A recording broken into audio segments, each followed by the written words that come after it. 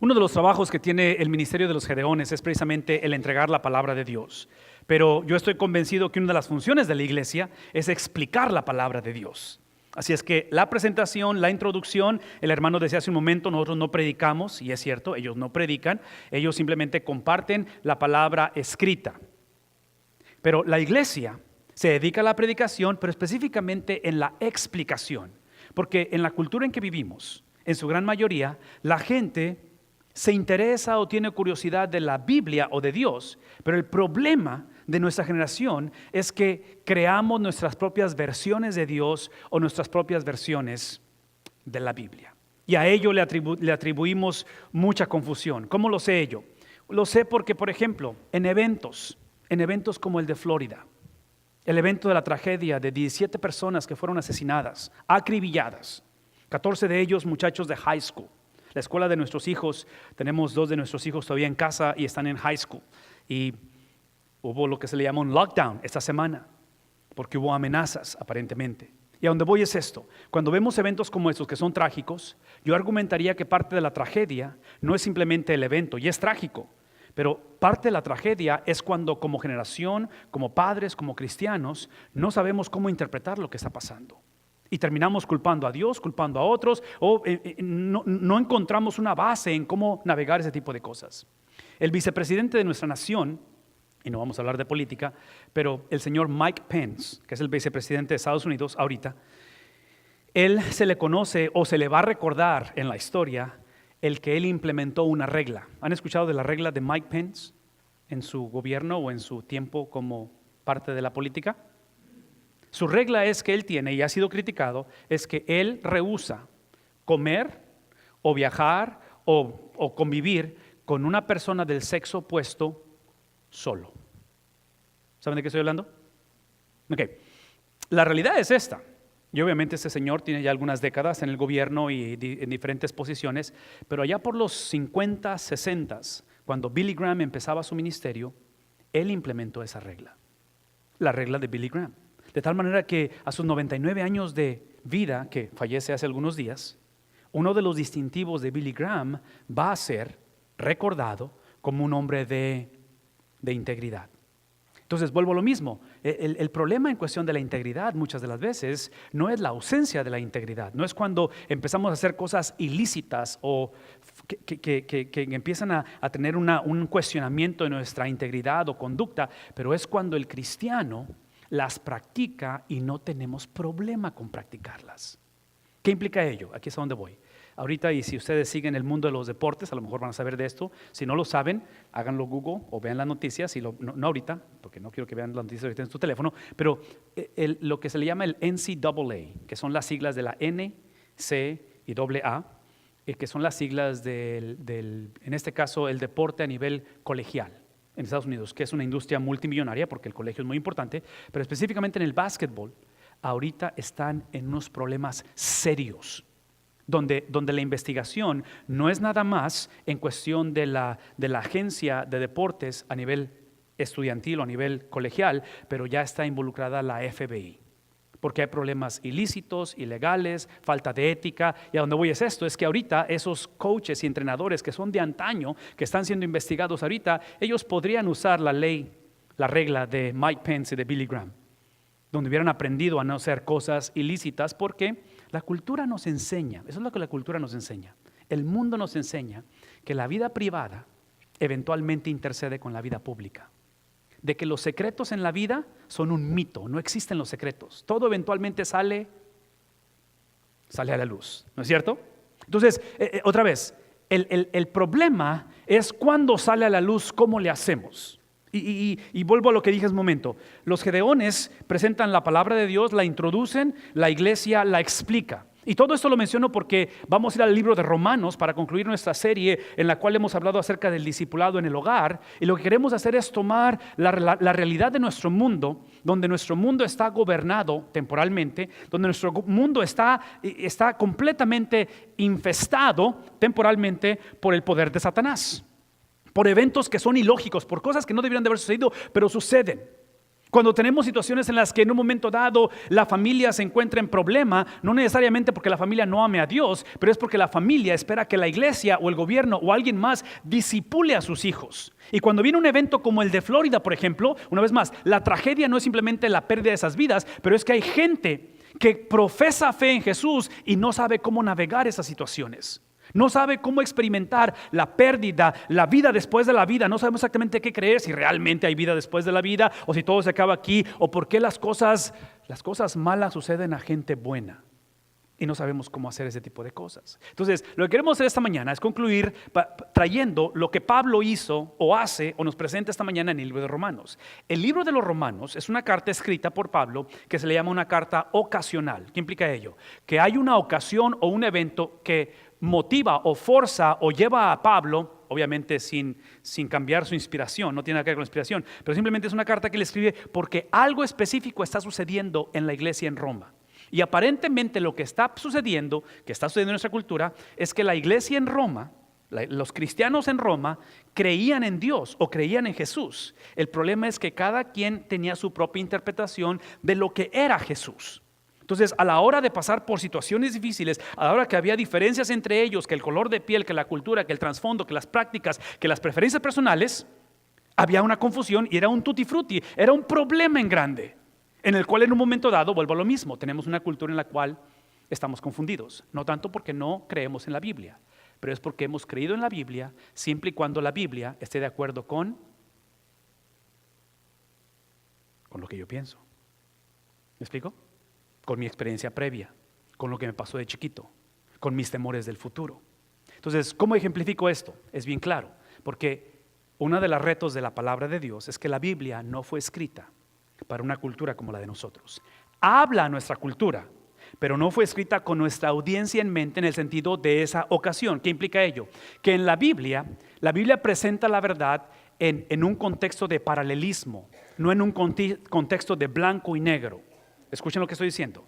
La Biblia presenta la verdad. Entonces, una vez más, si el tema de esta mañana es navegar o procesar o dar una defensa o dar una explicación de por qué creemos y cómo lo creemos y por qué creemos lo que creemos, en este caso en la cuestión de la maldad y el sufrimiento, escuchen lo que voy a decir.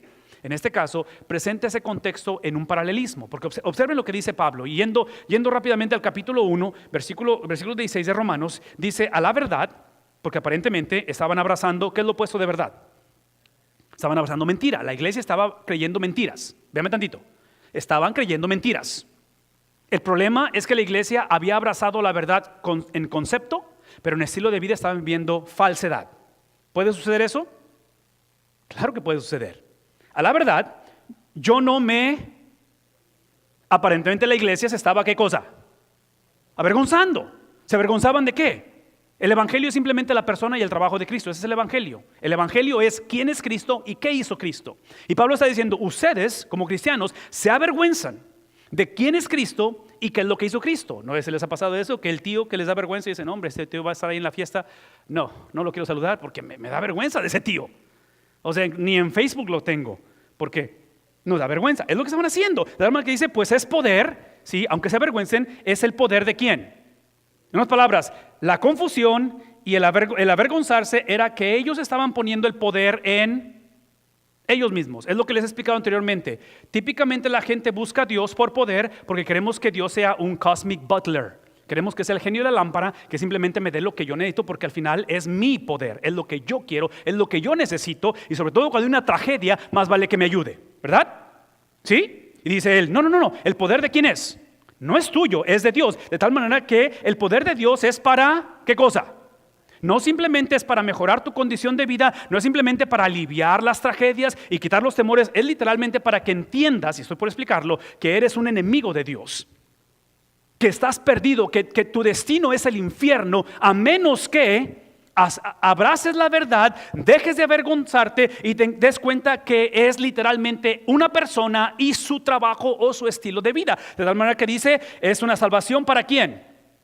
Esta palabra es muy difícil de procesar para esta cultura porque aparentemente el problema de esta iglesia era literalmente el celo. Había envidia entre ellos, entre judíos y gentiles. De tal manera que dice él, es para todos, judíos primeramente y también a los gentiles. Rápidamente, versículo 17. De hecho, si acaso no me han entendido o no han captado lo que es la salvación, de hecho es el evangelio, es la persona y la obra de Cristo, la cual se ha revelado a través de ¿qué cosa? Una vez más, la persona y la obra de Cristo se ha revelado a través de lo que es correcto, lo que es justo. Y yo sé que ustedes, hablándole a la iglesia en Roma, están atravesando y vienen cosas que van a ser injustas. Va a haber persecución, el gobierno les va a quitar las posesiones, van a perder sus hijos. ¿Sí me explico? Va a haber mucha injusticia, pero la persona de Cristo y el trabajo de Cristo ha sido revelado en un contexto injusto. En un contexto de disfuncionalidad y de problema, ahí está la justicia de Dios, la cual literalmente proviene no de personas, no de personas que evaden o no de personas que en un momento dado minimizan la injusticia. Es la justicia que literalmente viene de Dios. Así es que no está basada en lo que has dejado de hacer, no está basada en qué bien te comportas y en lo mucho que vienes a la iglesia. Todo es importante, pero si lo pones en tu justicia, vas a crear el error de poner a Dios en un sentido de que ahora Él te debe, de que tu esposa te debe y tus hijos te deben y todo el mundo te debe. Ese tipo de personas no son agradables para negociar con ellos y hacer la vida. ¿Por qué? Porque es el tipo de persona que en inglés decimos vive una vida de entitlement, donde todos me deben a mí. Bueno, dice el apóstol Pablo, la justicia viene de Dios, no es tuya, de tal manera que es la cual por la que simple y sencillamente actúa u obra a través de ¿qué cosa? La fe simplemente, y es lo que quiero que hablemos esta mañana, la fe es aceptar o ser responsable de que en un momento dado, como padre, es obvio que por más que trate de proteger a mi hija, a mi hijo, a mi esposa y ponerlos en una burbuja donde nada les pase, donde no quiero que nadie les pase, sí, para mí lo más importante tiene que ser, de acuerdo a la Biblia, es que ellos aprendan a creer o a confiar en la confiabilidad de Dios. Que en momentos donde esta situación va en sentido opuesto, ellos aprendan que su fe, que es nata, que todos vamos a creer en alguien o en algo, que sea en la justicia de Dios, que sea en la persona y en la obra de Cristo. De tal manera que, tal como está escrito, el justo, véanme tantito, el justo se comporta como tal.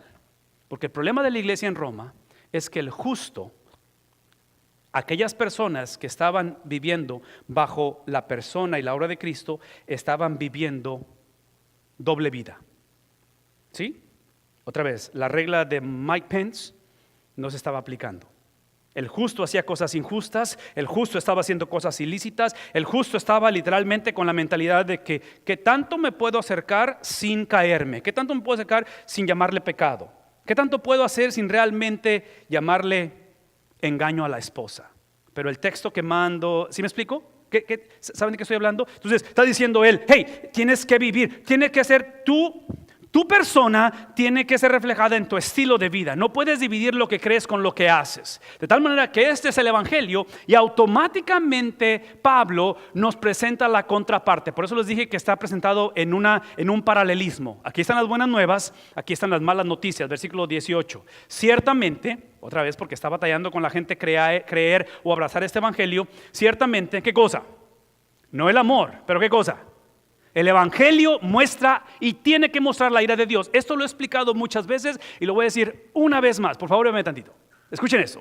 Si la salvación es el amor de Dios dado a través de la persona de Jesús y la obra de Jesús, el amor de Dios tiene que incluir, o el amor de una persona tiene que incluir ira. ¿Por qué? Porque amo demasiado a mis hijos, que si alguien trata de tocarlos, van a conocer ¿qué cosa? Mi ira. No porque yo sea una persona mala, pero simplemente porque el amor produce ira. Entonces la ira de Dios, ¿qué cosa? ¿Qué hace Dios por amor a través de su ira? Él trae y ha revelado esa ira a través desde el cielo. ¿Contra quién? Contra los impíos, contra aquellos que son ¿qué cosa? En otras palabras, lo que está pasando en el mundo, el caos de nuestra condición, la situación que cada vez aparentemente empeora, es algo de lo cual el Señor está lidiando con ella y eventualmente va a lidiar con ello. Pero una cosa les voy a decir, una cosa acerca de Dios es que Dios no está paniqueando. ¿Sí? En otras palabras, con la impiedad del mundo y la injusticia del mundo, Dios no está como que, caray, ¿dónde se me fue aquí la cosa de las manos y cómo le hacemos? No, observen, Él está de tal manera que con su maldad, ellos, los que son impíos, son injustos, ¿qué hacen con la verdad? La destruyen. Pablo en este capítulo 1, versículo 18 en particular, en el versículo 18, él inicia un peregrinar que son 8 capítulos, del 1:18, todo, hasta el capítulo 8, va a lidiar con la impiedad y la injusticia. Y todo lo que yo deseo esta mañana, que me den 10, 15 minutos, es simplemente mostrarles cómo lidiar, cómo educar, cómo discipular en nuestros hogares, en cómo navegar impiedad y justicia. De tal manera que no tengo el tiempo para leerles 8 capítulos, pero lo que voy a hacer es que los voy a llevar al final de la película, porque la película de este tema se acaba en el capítulo 8, el cual quiero y les invito a que lo lean antes de que se acabe este día. Lean el capítulo 8. ¿Por qué? Porque en el capítulo 8 lo que hace él es que él toma la impiedad y la injusticia, la maldad, y él inicia el capítulo 8 y lo presenta, en inglés es la palabra capstone, lo presenta como un birrete, como la graduación de ese tema, como diciendo, toda persona que procese lo que estoy enseñando y lo que estoy diciendo es el tipo de persona que no va a estar exenta de impiedad ni exenta de injusticia, simplemente va a graduar, y el Padre Celestial le va a ayudar a navegar de tal manera que va a entender que los propósitos de Dios, los designios de Dios, los misterios de Dios se pueden vivir, se pueden experimentar en un contexto de impiedad y de injusticia. Es obvio que Él introdujo que más vale que impiedad e injusticia sean cosas que están afectándonos, no cosas que estamos produciendo. ¿Sí captamos eso?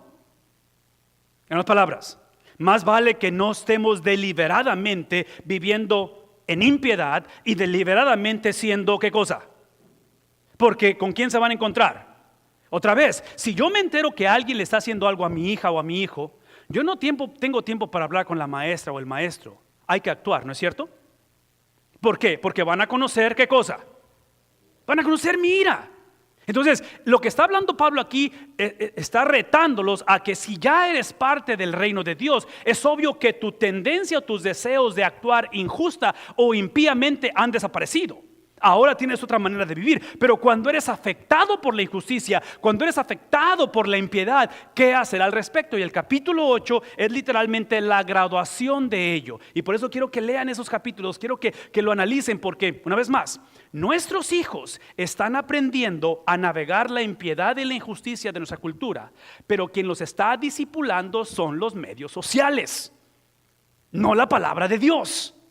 Y mi invitación es de que estos acontecimientos trágicos tienen que ser aquellos que nos lleven a una graduación teológica, bíblica, perspectiva, entendimiento, en inglés decimos worldview, que sea reflejada en cómo ellos naveguen cuando pasen por ese tipo de experiencias. ¿De qué manera lo enseña Pablo esto? Capítulo número 8. Ahora bien, concluyendo, ya estamos llegando al final. Ahora bien, ¿qué cosa? Esta palabra de saber es el concepto de cómo, o de conocer, es el concepto de cómo Adán en Génesis conoció a Eva. ¿Cómo la conoció para concebir? ¿Fue conocimiento nada más de factores o de cierta información de Eva? La conoció de una manera muy íntima. Entonces Pablo está diciendo, en la intimidad, ¿con quién? Entonces aparentemente la graduación de cómo navegar la tragedia está basada no solamente en saber de Dios o tener un concepto de Dios, pero tener intimidad con Dios. ¿No? ¿Sí? El Evangelio, una vez más, la persona y la obra de Cristo nos lleva a una intimidad con Dios. Una persona salva no solamente sabe de Dios, pero tiene intimidad con Dios, de tal manera que dice, observen lo que dice, es que sabemos que Dios es aquel que dispone o es aquel que procesa, ¿qué cosa? Todas las cosas. Esta cuestión de procesarlas y específicamente para el bien, lo que hace el Evangelio y lo que hace intimidad con Dios es que esta palabra está definida no por nosotros sino por Él, de tal manera que el versículo 29 dice, esto es lo que significa el bien, esto es como Dios orquesta las cosas para el bien. ¿Qué es el bien? El bien es que Él nos predestinó a hacer ¿qué cosa? nos ha transformado según a la imagen de su Hijo. La meta y el propósito de la vida, independientemente cómo se desarrolle, cómo se desenvuelva esto, es que el hombre sea transformado a la imagen de Cristo. Entonces, cuando Pablo está diciendo de que todas las cosas nos ayudan a bien, lo que no podemos hacer es buscar a Dios simplemente para que literalmente se convierta en nuestro aval y Él firme en lo que yo pienso que es el bien. Venir a Cristo es perder el derecho de yo definir lo que me conviene a mí. ¿No? ¿Sí? Una vez más, venir a Cristo es perder el derecho de yo definir lo que me conviene a mí. De tal manera que en este caso no es que lo que yo pienso está mal. Es simplemente que ya iniciamos que mi tendencia, la tendencia tuya, la tendencia de los demás es literalmente la impiedad y la injusticia. En otras palabras, ni tú ni yo somos seres confiables. Por eso tenemos que aprender que la fe es simplemente tener la habilidad de confiar en ¿quién? No solamente en Dios, pero confiar en la confiabilidad de Dios. Por ello es que Pablo está diciendo, hey, necesito que entendamos que ahora esta cuestión de lo que es bien es ser transformados a través de su imagen, de tal manera que Dios, ¿saben lo que es un aval, verdad? Aval, todos, ¿no? ¿Sí? Traducción, translation, ¿no? Cosigner. ¿Saben lo que es un cosigner? ¿Sí? Lo que está diciendo es que siempre y cuando tú y yo veamos el bien de la vida, ser transformados a la imagen de su Hijo, Dios dice, yo me hago responsable de lo que te suceda. Es lo que está diciendo. Si tú has entendido que la meta no es que yo sea tu cosmic butler, que yo sea el genio de la lámpara que simplemente viene a sacarte del atolladero cuando está la cosa difícil. No, yo soy el tipo de persona que independientemente cómo sucedan las cosas, te puedo dar la habilidad de crecer a la imagen de mi Hijo Jesucristo. Y es por eso que Él se convierte en nuestro aval, de tal manera que termina diciendo, y aquí es donde habla acerca de ese amor y de ese llamado, es lo que acabamos de leer, habla acerca de cómo en un momento dado el llamado que Él describe, donde habla acerca de ser transformado según la imagen de su Hijo, para que Él sea el primogénito, Él sea entre muchos. Y el versículo anterior habla acerca de todos aquellos que le aman y todos aquellos que han sido llamados. Eso es algo extremadamente importante y necesito dejarlo en claro antes de irnos, porque estamos por despedirnos. Pero esto necesito que quede bien en claro. Por favor, escúchenme, porque estamos tocando el tema de, en un momento dado, de su predestinación, del ser escogidos de antemano. Véanme tantito. La gente se pone nerviosa con este lenguaje porque la gente piensa que el ser llamado por Dios está arbitrariamente violando la voluntad del hombre. Véanme tantito. Sí. El ser llamado o escogido de antemano por Dios, mucha gente piensa que arbitrariamente viola la habilidad de elegir la persona. De tal manera que en un evento como el de Florida, y encuentras a que de 19, 20 años el muchacho, no recuerdo qué edad tenía, pero cuando él empieza a disparar y empieza la masacre, si Dios de antemano llama o Dios de antemano predispone las cosas, ¿por qué permite que esas cosas sucedan? Déjame tantito. La predestinación no viola la habilidad de que el ser humano decida. Lo que hace la predestinación es que afirma que Dios es, ¿qué cosa? Que la maldad, ni el infierno, ni Satanás alteran la esencia de Dios. Dios es soberano. Y honestamente a mí, especialmente por la maldad que hay, a mí me conviene que Dios sea soberano. Porque si Dios no es soberano, tú y yo estamos bien emproblemados. ¿Me explico? Nos conviene que su soberanía sea absoluta. Pero una vez más, ¿cómo conjuga su soberanía con la voluntad del hombre? Eso es lo que revela la soberanía de Dios. La soberanía de Dios revela que el hombre, en su libre albedrío, la soberanía revela que no podemos escoger a Dios por nuestra propia cuenta. Que si esta mañana tú eres del grupo de personas que aman a Dios porque Él te amó primero y ha regenerado tu vida y te ha hecho parte de sus hijos, el hecho de que tú le ames a Dios no es algo que tú tienes en ti hacerlo por ti mismo. ¿Sí me explico?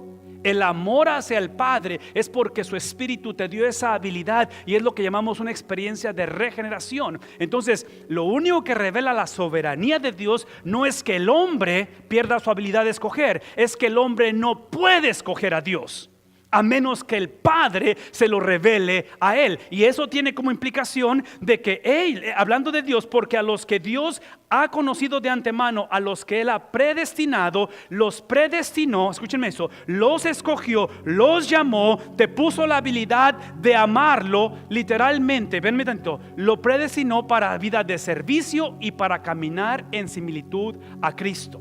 Esa es la razón que Dios escogió. Es para servir y es para caminar en similitud a Cristo. Porque en la medida en que tú sirves, en la medida en que yo sirvo, en la medida en que yo camino en santidad hacia Dios, es donde ahora Él se convierte entre muchos. ¿Qué se convierte?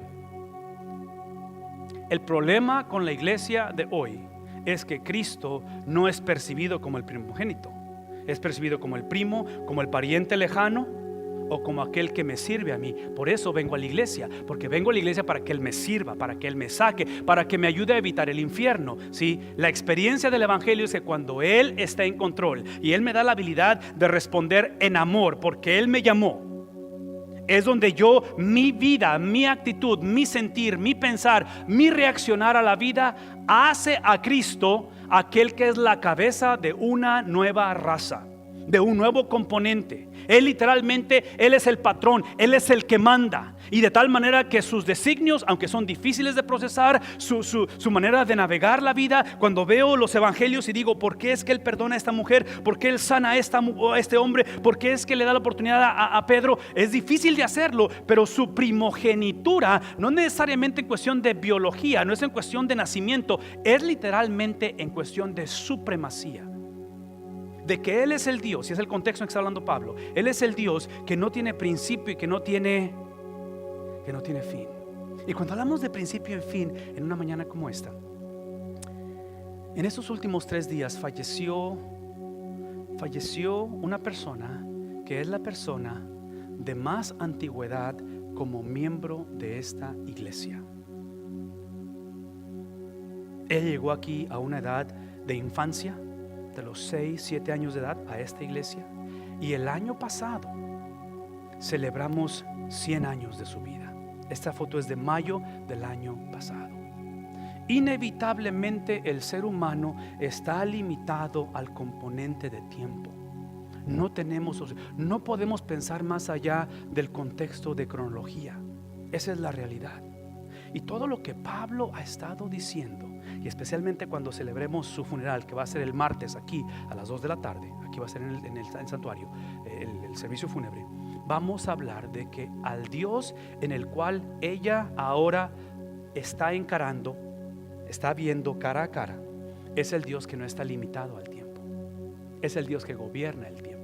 Es el Dios que cuando la iniquidad y la maldad y todo esto que hemos hablado empieza a elevarse, y los casos como en Florida se convierten en el pan nuestro de cada día, y los medios sociales nos abruman con tanta tragedia, el llamado de Pablo es literalmente a que aprendamos a entender, a confiar de que alguien como ella, que camina por 100 años sobre esta vida, en mayo iba a cumplir 101, la razón que ella puede en esta mañana estar glorificando a Cristo cara a cara no es porque ella viene de una generación que fueron muy fieles y que aprendieron la Biblia y que estuvieron en la iglesia. Esto es importante y espero que seas fiel y que leas la Biblia. Pero la razón que ella perseveró es porque Dios la preservó, porque al final de la historia es la obra redentora de Dios. Y yo no sé si esta mañana tú vienes a un lugar como este donde sientes que estás rindiéndote o sientes que te has rendido, y a lo mejor rendido es que te has metido en esta experiencia de simplemente hacer las cosas mecánicamente, pero no le encuentras propósito al matrimonio, tal vez la crianza de los hijos, has perdido la pasión o el sabor de literalmente ver y navegar la vida a través de los lentes del evangelio, de la persona, de la obra de Cristo. A lo mejor estás aquí por primera vez y estás escuchando este mensaje y necesitas llegar a un punto en el cual tu legado, mi legado, sea no el de una vida perfecta, pero una vida en la cual, otra vez, la presencia, la fama, la gloria, la majestad del Dios de la Biblia es lo que queda. En inglés se dice la palabra wake, que es como las olas que deja una lancha cuando va avanzando. Ese tiene que ser nuestro legado. Y no fue por la ausencia de iniquidad, no fue porque la cosa mejoró. A lo mejor es porque la cosa empeoró y fue la oportunidad de reflejar este evangelio.